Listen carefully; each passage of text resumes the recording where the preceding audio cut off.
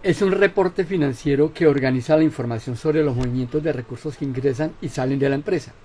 Sirve para determinar la habilidad gerencial para generar efectivo, la sostenibilidad de las fuentes y la forma como se genera internamente, la capacidad empresarial para cumplir con las obligaciones y con los proyectos de inversión y expansión, entre otras aplicaciones. La forma como se genera la liquidez permite medir el impacto en las operaciones, proyectar y tomar decisiones acordes con la verdadera capacidad de liquidez, ponderar el origen de los fondos de efectivo y el destino de los mismos y optimizar el fluir de los recursos. Contrasta con el flujo transaccional, comprar y vender, de las operaciones ordinarias y cotidianas. La información se dispone en tres grandes bloques: operación, inversión y financiación. Las actividades de operación están relacionadas con el desarrollo del objeto social de la empresa, la producción, comercialización o la prestación de servicio. Las actividades de inversión hacen referencia a las compras de activos fijos, sean físicos o intangibles, la adquisición de inversiones estratégicas en otras empresas, en títulos, valores, etc. Y las actividades de financiación a la toma de recursos de terceros, deuda o de sus socios, inversión de capital accionario. Bien, ahora veamos cómo funciona el flujo efectivo de nuestra Colombia con base en la muestra 11K. Recordemos algunas cifras. El monto de la inversión accionaria en toda Colombia ascendía en 2015 a 600 billones de pesos. La muestra seleccionada para este estudio suma una inversión patrimonial de 309 billones. Con ese capital se realizaron ventas por 402 billones, dejando una utilidad neta de 18.2 billones. A ello le sumamos partidas que no representan flujos de efectivo como depreciaciones, provisiones, amortizaciones y los impuestos y los intereses, para llegar a una generación endógena de efectivo por 57.8 billones de pesos en 2016, y así vemos cómo ha evolucionado en la década. A primera vista se aprecia un aumento sistemático del fluir de recursos en función del volumen de actividad. Al parecer, hoy se utilizan más fondos para mover la operación que en el pasado. La generación endógena lidera la provisión de recursos, en tanto los aportes nuevos de capital son inestables y marginales. Los préstamos juegan un papel creciente en el fondeo y es mayor que las inyecciones de capital, salvo en el 2016, cuando los recursos provistos a estas empresas fueron inferiores a las amortizaciones de deudas, con lo cual se rompe una tendencia y se reduce el endeudamiento. Dado que la canasta de fondeo y utilización varía en el tiempo, y para evitar los sesgos y las distorsiones del espejo retrovisor, vamos a perfilar los flujos por trienios de esta década, del 10 al 12 y del 14 al 16.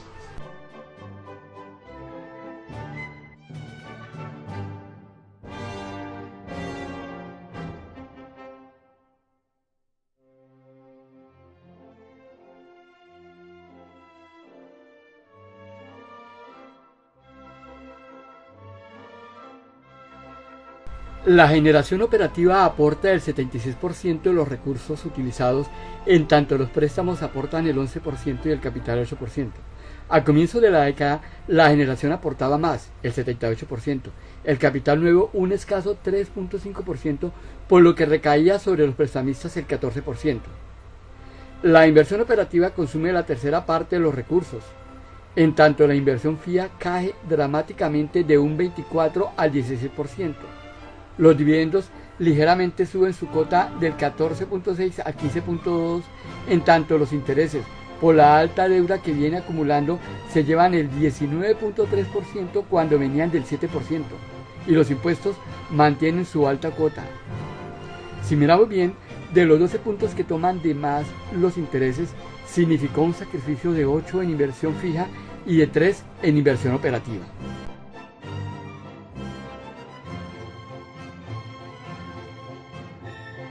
El siguiente es un análisis en proporción al volumen de actividad para el trienio 14 al 16. El efectivo que fluye en las operaciones varía según la actividad económica. Ello deriva de los ciclos de operación, de la eficiencia operativa, de los periodos de conversión y de otras variables más, y como vimos, la generación endógena o interna lidera esta provisión. Aquí vemos cómo los logísticos generan 34 por cada 100 vendidos, en contraste con el comercio que alcanza los 8 y los emergentes servicios profesionales con 20. Como vemos, en todas las actividades fluyen recursos exógenos para financiar las operaciones y las inversiones. Al observar la composición del fondeo, vemos cómo la manufactura depende mucho de esos flujos externos que, por ejemplo, la logística. que los servicios profesionales prácticamente se autofinancian y que los servicios administrativos acuden mucho a préstamos para fondear sus operaciones. Y al observar la canasta de usos encontramos las más diversas combinaciones. La inversión fija es determinante en el bioenergético y las telecomunicaciones. La inversión operativa consume el grueso de los recursos en la construcción. Los logísticos son los que más sacan para remunerar a los dueños. Los comerciantes destinan más a pagar intereses que lo que invierten en infraestructuras. Y los impuestos se llevan una tajada importante de todos, especialmente en los logísticos y los servicios profesionales. Bueno, estas son las vistas que nos dan las actividades. Al mirar la localización, vemos que la Atlántica resalta por el efecto Reficar que atrajo capital y préstamos para fondear las altas inversiones fijas y que opaca la baja generación interna de las empresas de la región. En contraste, las bogotanas se erigen como las más generadoras de efectivo. Las empresas de la región oriental se rezagan y cubren con deuda más que inversión accionaria. Y en la asignación de capital sobresale el importante esfuerzo en inversión fija que hacen las orientales y bogotanas, la generosidad de las pacíficas para remunerar a los accionistas y pagar intereses, lo que constriñe la inversión fija y operacional de esa región. En la medida que las empresas maduran, tienden a ser más autosuficientes en el fondeo de sus operaciones e inversiones. Las empresas jóvenes, por atravesar periodos de despegue y mientras maduran sus proyectos y se afianzan en el mercado, reciben fuertes inyecciones de capital que compensa la baja generación endógena que van a fondear la inversión fija y operacional. Se esperaría que las más maduras avanzaran procesos de integración y estrategias de asociación, pero resulta que son las más jóvenes quienes destinan importantes fondos a inversiones estratégicas. Las empresas más maduras utilizan buena parte de su robusta generación interna para remunerar generosamente a sus accionistas. Y todas ven cómo buena parte de sus fondos van a parar a los proveedores de préstamos y se insinúa un desbalance entre los fondos recibidos en préstamos y los entregados en intereses, lo que más adelante profundizaremos. Esa percepción del uso y obtención de fondos externos que se patenta con crudeza según la madurez de las empresas, nos llevará más adelante a profundizar cómo se estructuran los flujos de fondos según la antigüedad. Vamos a ver algo que nos apura, la inversión fija. La inversión operativa es rotativa y recuperable en el corto plazo, tiene bajo riesgo, se va ajustando en función del ciclo de negocio y de los altibajos del mercado y se va manejando a conveniencia. La inversión fija, infraestructura, intangibles, plataformas, exige un mayor compromiso por parte de los dueños. Su recuperación es más demorada y además fungible. Cuando se ha recuperado su costo económico ya está agotada y obsoleta, salvo los inmobiliarios. Incorpora mucho más riesgos y su recuperación es más sensible a los ciclos económicos. La alta competencia exige una renovación continua y una adaptación a los estándares que van poniendo los que van ingresando. Por ello, la inversión fija es un buen medidor de la capacidad de sostenerse en el mercado y promover los cambios que impulsan el desarrollo económico. Y ese monto lo medimos frente al volumen de actividad y per cápita real. Al haber más demanda, los recursos físicos y fijos para atenderla deben mantenerse y aumentarse. Ello refleja una disposición para atender más, mejor y cómodamente al cliente. También revela los excesos de capacidad instalada derivados de una incesante rivalidad competitiva. Vamos a medir los flujos en relación al volumen de actividad per cápita real y vamos a mirar su evolución en el tiempo. Aquí veremos si hay consistencia, continuidad y la dispersión de las intenciones empresariales. Y vamos a observar de qué manera ese esfuerzo inversor se asocia con el crecimiento y con la creación de riqueza. Ahora, dado que el esfuerzo inversor no replica inmediata ni automáticamente sus efectos, por eso de la duración de los montajes, del periodo de madurez y del ajuste oferta-demanda en el mercado, vamos a dividir la década corrida en dos trienios, 10-12 para inversión y 14-16 para crecimiento y rentabilidad, y así establecer unas relaciones de asociación. Queremos ver si ese esfuerzo inversor, esa confianza en el futuro, se refleja en beneficios y mejores posiciones en ese futuro. Y lo haremos para las categorías esenciales y vamos a ver si de alguna forma esa cosecha da una mayor confianza para seguir invirtiendo en ese futuro. De las anteriores fotos tomamos las porciones que retratan los usos actuales en inversión fija y le agregamos las porciones que tomaban a comienzos de la década. Esto nos revela los patrones de inversión empresarial.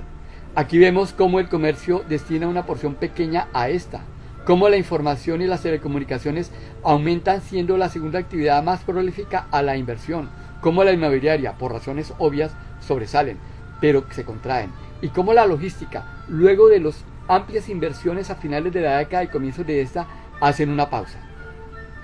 Estas son las cifras del monto en relación al volumen de actividad, y queremos ver si existe alguna relación entre ese esfuerzo inversor y los resultados en rentabilidad y crecimiento. Para ello, tomamos los datos de inversión para el periodo 10-12 y los medimos frente a los resultados para el periodo 14-16. Y parece que sí. Las actividades que destinan más porción de sus fondos a la inversión fija encuentran buena respuesta en rentabilidad en el trienio siguiente. Y algo parecido, aunque menos impactante, en el crecimiento.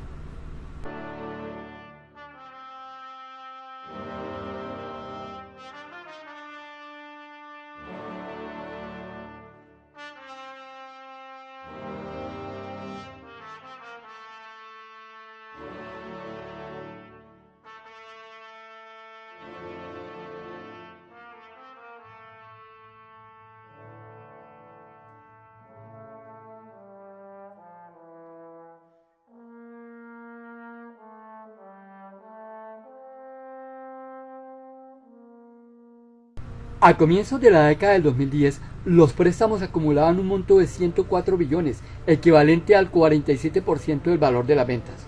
Durante lo corrido de la década, se pagaron intereses por 53.5 billones de pesos. En ese periodo, el valor neto de los préstamos, deuda nueva menos amortizaciones, ascendió a 50.4 billones. Los proveedores de préstamos montaron deuda sobre el galopante caballo de los intereses y elevaron el nivel de sus tenencias, con una mayor perspectiva de renta sobre intereses futuros, lo que de otro lado significa que las empresas privadas aumentaron sus deudas al punto que hoy representan el 62% de las ventas. Un primer vistazo a esta foto nos hace dudar de estas cifras. ¿Cómo es posible que los proveedores de deuda reciclen los fondos succionados de los empresarios privados y los coloquen a otros o a ellos mismos, aumentando su poder y la base para seguir extrayendo más recursos de la empresa privada? Una vez revisados los supuestos y las cifras y validadas, acudimos a una imagen macro, las cuentas financieras de Banred que nos dan estos saldos y las cuentas nacionales del DANE capítulo sus sectores institucionales sobre el pago de intereses y armamos esta foto. El monto de intereses casi iguala al aumento neto de los préstamos en 6 años, lo que podría superarlo dado que en el 2016 el crédito se estabilizó pero los intereses aumentaron su cuota. Lo que corrobora esta anomalía o evento económico. Los prestamistas jinetean sobre el dorso de los empresarios y sin importarles sus condiciones les cargan más peso a sus espaldas. ¿Tiene sentido que esto sea así? Y sobre todo, que se recupere todo en tan solo 7 años. Hagamos un ejercicio microeconómico a partir de las tasas de interés de colocación reportados por Banred. Si prestamos 100 millones a comienzos del 2010, estos irían produciendo intereses que se irían colocando nuevamente hasta el 2016, llegando a acumular 208 millones. Se duplicaría el valor del préstamo inicial. Si bien los intereses reciben un subsidio fiscal, dado que son deducibles disminuyendo la base gravable en un 30 a 35%, lo que podría significar que el costo efectivo sería menor, desde la ortodoxia económica es una falacia. Algunos consideran tomar las tasas reales y no están mal enfocados, pero a decir verdad, es en pesos contantes y sonantes que se pagan los intereses liquidados según los contratos a las tasas nominales.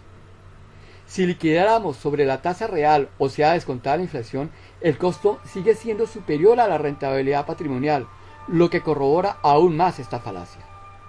Para un deudor significa que pagó en esos 7 años toda la deuda equivalente en intereses, solo que ahora debe el doble. Y todo sucede al amparo y silenciosa complicidad de la institucionalidad. Qué aberrante. Solo que el prestamista no tiene la culpa, ya que coloca su capital a quien lo solicite. Luego, por sustracción de materia, ¿la culpa es del deudor? Se acostumbró a vivir endeudado y a pedir más y más préstamos para mover la operación. Si bien el crecimiento requiere financiación, la palanca, lo que obliga a retener beneficios, a atraer capital nuevo o endeudarse, parece que el empresario se inclina más por esta vía. Recordemos que en 2010 para mover 100 millones se necesitaban 47 millones y hoy 62 millones de deuda. Si le agregamos los recursos de capital, la situación es más dramática. Es lo que llamamos la financiarización de la economía, en la que unos cuantos proveedores de capital promueven el endeudamiento y la utilización de innumerables herramientas financieras para crear una masa de deudores lo suficientemente grande para vivir de ellos, jinetear sobre ellos y esclavizarlos. En perspectiva, un inversionista esperaría recuperar los fondos en un periodo que sea menor al periodo de agotamiento de la inversión. Si esta inversión fija, por efecto del desgaste productivo, por la necesidad de reposición para mantener el ritmo o por las presiones competitivas para atender eficazmente el mercado han de reemplazarse, digamos si en 10 años, se espera que el plazo de recuperación debería ser inferior a ese lapso. Suponga una inversión de 100 millones que se esperaría que dé renta de forma lineal, según el ciclo de vida. Si trajésemos a valor presente neto estos flujos, recuperaríamos esa inversión, lo que sería bueno. Si a esas rentas le descontáramos la tasa impositiva sobre las ganancias, un 30%, el valor presente neto sería de 70, inferior a la inversión en el momento cero. Así que 10 años es un horizonte demasiado largo, por lo que se necesitaría más tiempo para recuperar esos 100 millones. Así, por ejemplo, 7 años, lo que significa una tasa del 12% al 14% anual. Ahora bien, es probable que en 7 años los competidores nuevos o actuales se estén moviendo para incorporar en sus capacidades innovaciones tecnológicas y plataformas más modernas para atraer y atender el mercado, lo que nos obliga a responder, o sea, a invertir. O sea que en 7 años apenas estamos recuperando los flujos para colocarlos nuevamente en la empresa. ¿Y qué gana para así el inversionista? Si bien estas cuentas son demasiado simples, ya que la realidad es más compleja, hay que considerar efectos impositivos, exenciones y subsidios a la inversión, rendimientos marginales, costos de mantenimiento, umbral de precios y otras sutilezas más. Esto nos ubica en un horizonte de recuperación máxima de 7 años. Esta es mi postura. Otros analistas consideran que recuperar en 15 años está bien. Bueno, esto sucede en la mayoría de las empresas de la muestra 11K.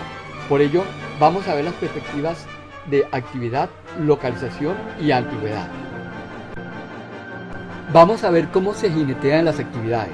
Los intereses son superiores a los préstamos en las actividades de servicios, donde paradójicamente el endeudamiento ha sido moderado. En la producción de bienes que alcanza más altos niveles de deuda, los intereses son más bajos que los préstamos. Esas acumulaciones nuevas de deuda en el futuro pasará su factura y se completará el círculo perfecto para los proveedores de capital.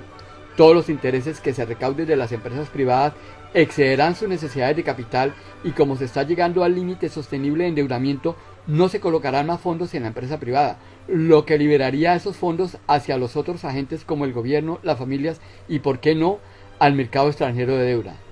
Creo que eso ya está sucediendo. Aparentemente se está presenciando una transferencia de fondo. Los excedentes entre lo tomado de las empresas de servicios y no colocado en ellas se está transfiriendo a las empresas productoras de bienes, lo que amerita un análisis adicional con nuevos datos. Mirando las regiones, solo la Atlántica y la Oriental son receptoras netas de capital prestado. Las demás, especialmente Bogotá, que contribuye con más de la tercera parte, son tributarias de capital a los proveedores de préstamos. Y por antigüedad, como lo afirmamos antes, las empresas maduras no se están endeudando más de lo que ya deben, ya que soportan una dura carga de intereses, en tanto las empresas más jóvenes tienden a endeudarse y ya están siendo jineteadas.